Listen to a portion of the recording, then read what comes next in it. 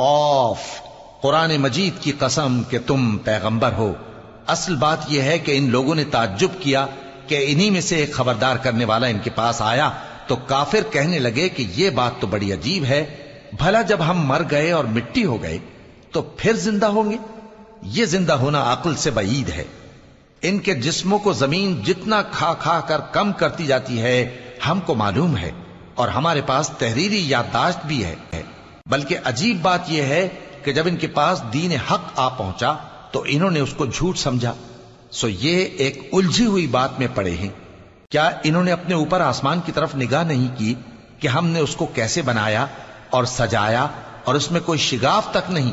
اور زمین کو دیکھو، اسے ہم نے پھیلایا اور اس میں پہاڑ رکھ دیے اور اس میں ہر طرح کی خوشنما چیزیں اگائیں تاکہ رجوع لانے والے بندے ہدایت اور نصیحت حاصل کریں۔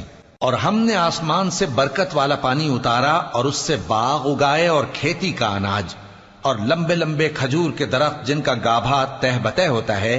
یہ سب کچھ بندوں کو روزی دینے کے لیے کیا ہے۔ اور اس پانی سے ہم نے مردہ زمین کو زندہ کیا، بس اسی طرح قیامت کے روز نکل پڑنا ہے۔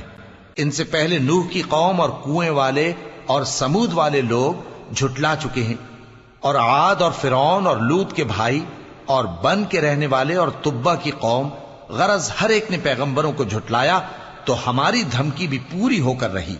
تو کیا ہم پہلی بار پیدا کر کے تھک گئے؟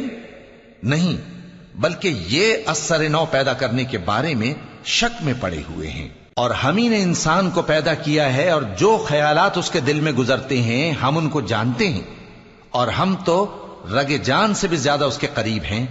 جب وہ کوئی کام کرتا ہے تو دو لکھنے والے جو دائیں بائیں بیٹھے ہیں لکھ لیتے ہیں۔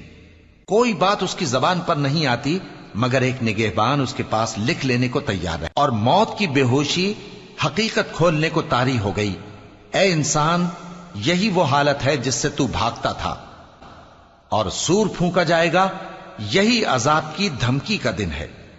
اور ہر شخص ہمارے سامنے اس حال میں آئے گا کہ ایک فرشتہ اس کے ساتھ ہانکنے والا ہوگا اور ایک اس کے اعمال کی گواہی دینے والا۔ یہ وہ دن ہے کہ اس سے تو غافل ہو رہا تھا، اب ہم نے تجھ پر سے پردہ اٹھا دیا تو آج تیری نگاہ تیز ہے۔ اور اس کا ہم نشیں فرشتہ کہے گا کہ یہ اعمال نامہ میرے پاس تیار ہے۔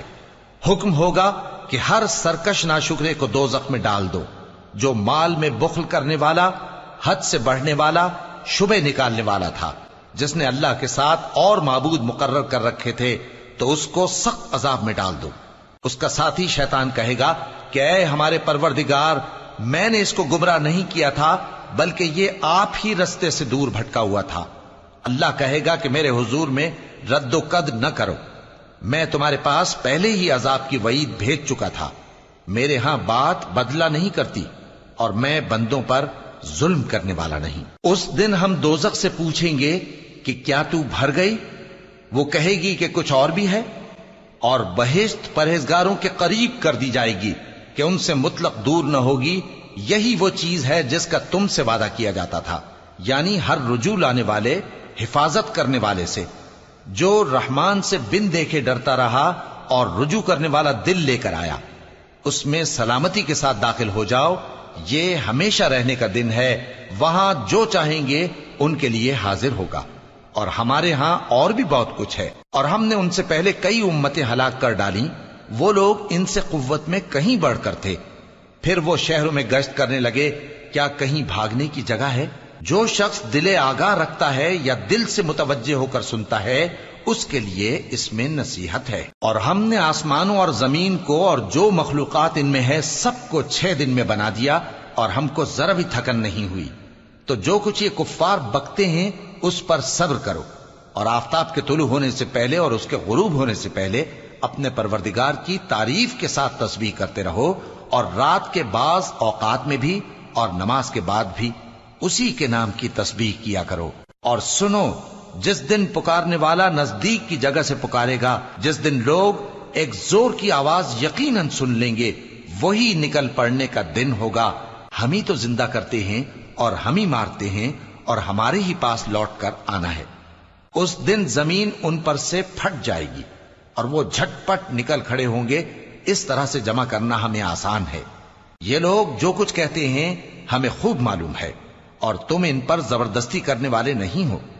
پس جو میرے عذاب کی دھمکی سے ڈرے اس کو قرآن کے ذریعے نصیحت کرتے رہو۔